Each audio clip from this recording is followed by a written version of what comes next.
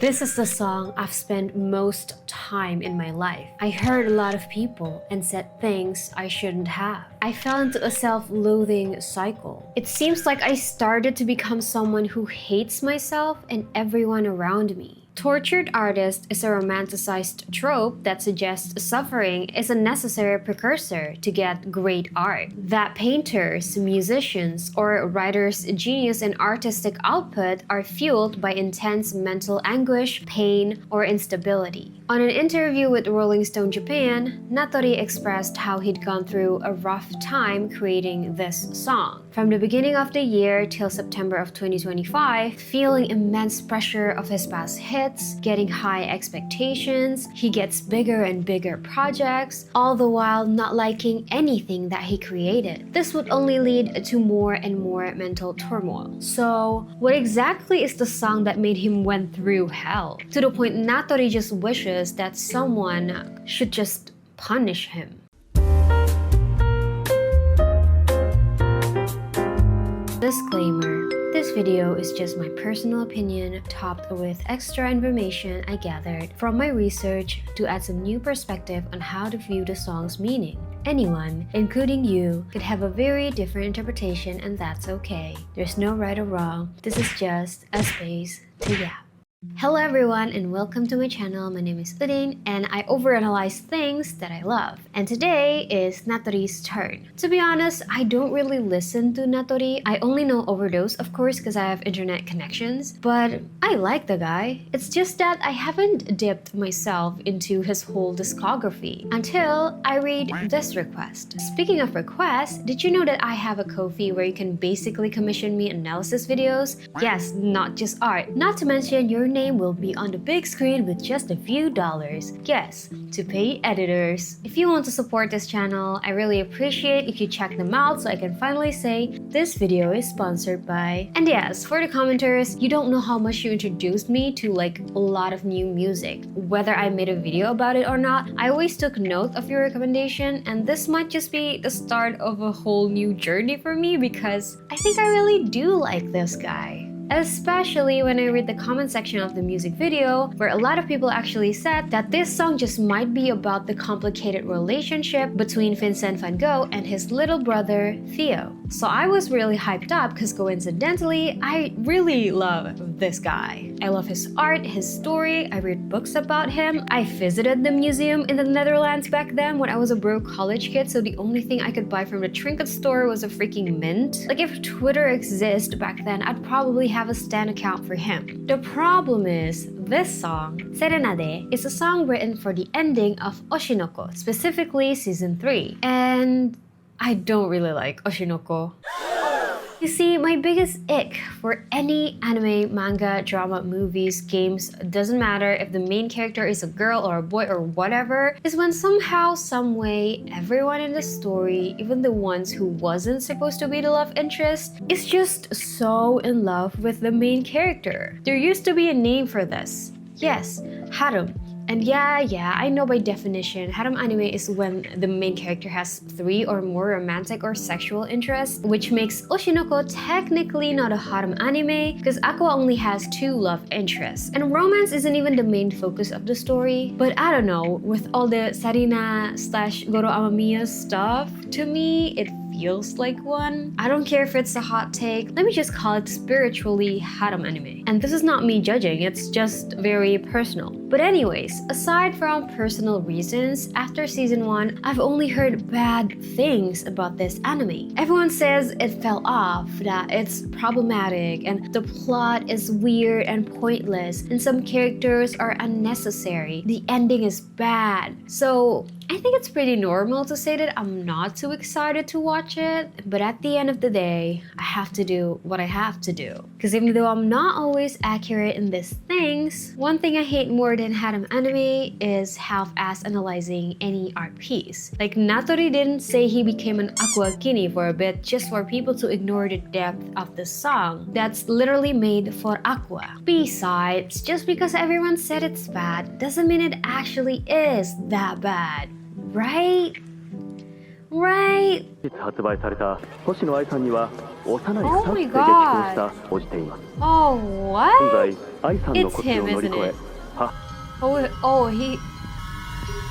Now, let's actually talk about the song. To summarize, there's two ways you can see this song. One is for the people who watch Oshinoko, so it's connected to Aqua and Ruby. And two is for the people who didn't watch Oshinoko, where a lot of people theorize that it has references to Vincent and Theo Van Gogh. No matter which way you see it, both still are about siblings, so the theme is still in tune with one another. Both revolves around guilt, grief, and a spoiler alert, in both stories, one of them dies. The song itself repeatedly expressed regretful feelings for not being able to protect, to bring happiness to their loved ones, feeling sorry for how things ended, which ends up sounding like a self-hating, self-blaming person in grief. The main difference here is, in Oshinoko, the ones who felt that way, or the POV of the song, is from Aqua. As it was stated in an interview with Rolling Stone Japan, the production team did ask NATORI to make the song that could depict the side of Aqua. So it does sound like Aqua's song for Ruby. But for the Van Gogh brothers, this song is from the little brother, Theodorus, to his big brother, Vincent. In the music video, you can see two characters. Let's just assume they're both male and call them Theo and Finn for short. And the character design look fairly similar. Same eyes, same hair, same build, but presented very differently. Theo is dressed more properly, he looked put together, wears a suit, wears some makeup, always smiling to the potential customers, and plays the role of an art dealer in the museum/art exhibition where the whole music video takes place at. Meanwhile,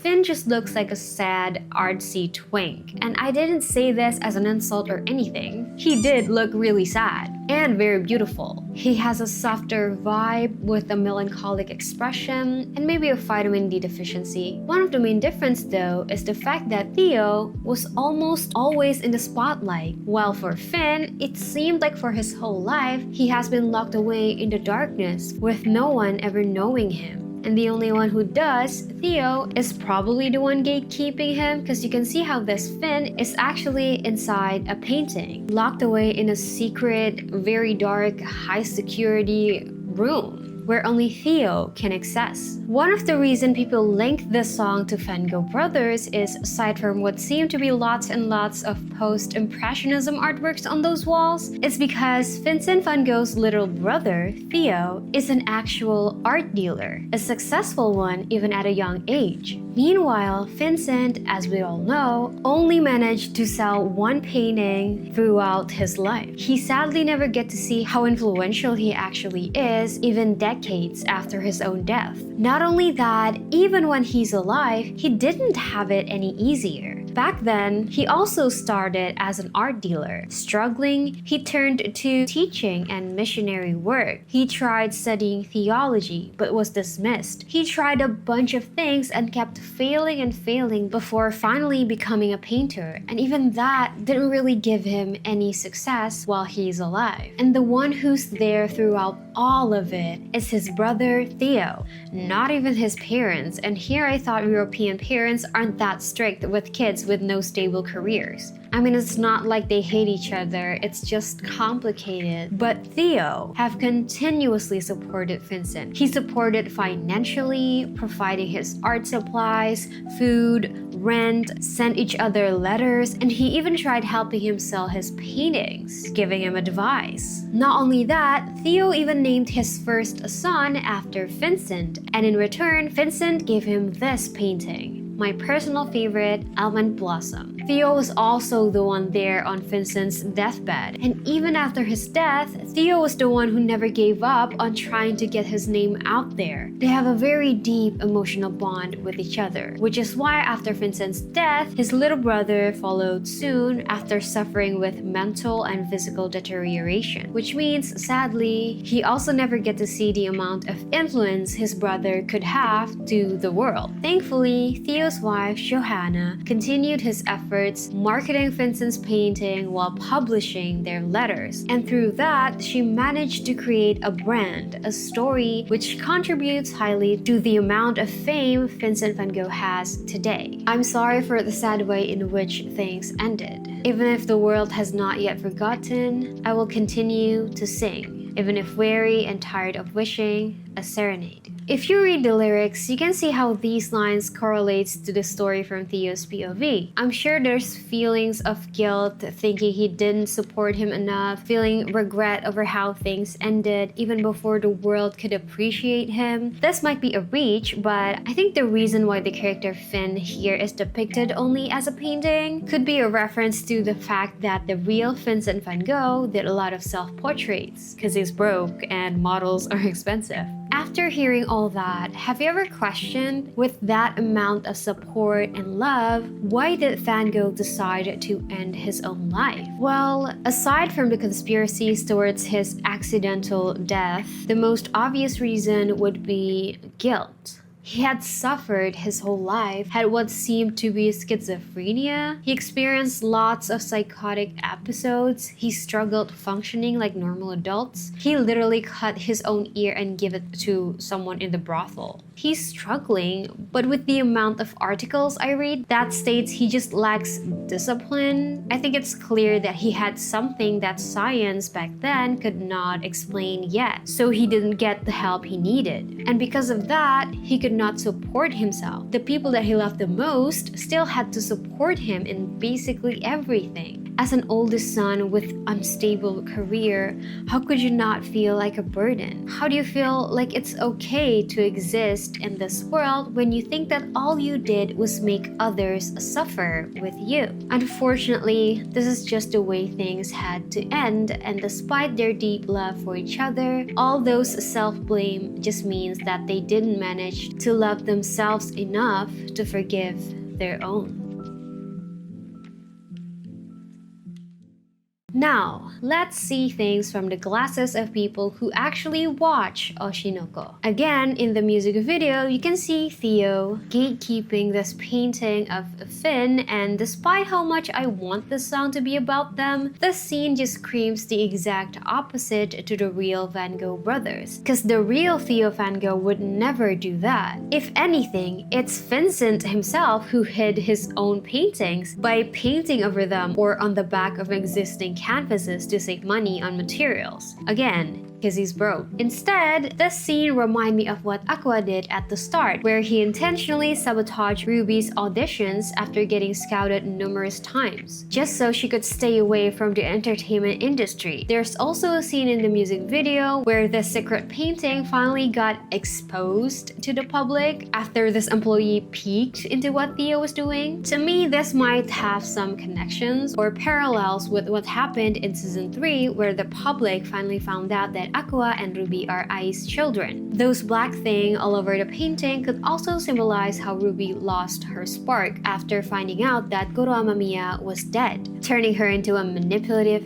vengeful person. This was also apparent in the anime endings, where both of them are shown as cardboards on filming sets, depicting how they are now both liars, who just showed up to reach their purpose of avenging their mother. In this season, Aqua had to witness her fall into the darkness despite all his efforts to keep her out of this. And like the person he is, he never really cared if he had to suffer alone. He's even okay with Ruby hating on him and disowning him as a family. He just thinks he deserves this. Like in the lyrics, even if I lost everything, even if everything vanishes, all I want is the pain that you have been living with all this time. There's also scenes from the anime where he cannot get over his guilt for what happened to Ai. It has now become a pattern, where even the slightest genuine happiness made him feel uncomfortable, as if he should never enjoy a life of his own. Like in the lyrics, "From that night when my fate was sealed, I forgot how to love." In the interview with Rolling Stone, NATORI said he went through a mental turmoil in the process of creating the song. He even becomes someone who hates himself and said mean things to people around him, and while feeling horrible, he thought to himself, just punish me already, which later become one of the lyrics in the song that he thought really represent Aqua. The Aqua who never hesitated to use others for his purpose, the Aqua who felt terrible doing that, and the Aqua who thought that because of all the bad things that he did, he find other people's kindness painful because he believes he didn't deserve happiness and that is his punishment. More than anyone, no matter what I had to lose, I believe that this was love. So now, give me my punishment. Also, did you notice that Theo cut his own hand just to reach to the painting of Finn? This scene somehow really reminds me of the Ai death scene, where Aqua leans to a door on his own. In the end of the music video, we did see them, Finn and Theo, connecting in some way, and that changes the look of Finn from sad to somewhat determined, which made Theo also lock in somehow, which to me kind of similar to the scenes in the anime where Aqua and Ruby finally let all their secrets out. And since I heard that Oshinoko endings have the tendency to be a foreshadowing of what will happen next season, this might depict how both have opened up all their past life secrets, their struggles, they got over their fights, and now they're ready for the revenge arc.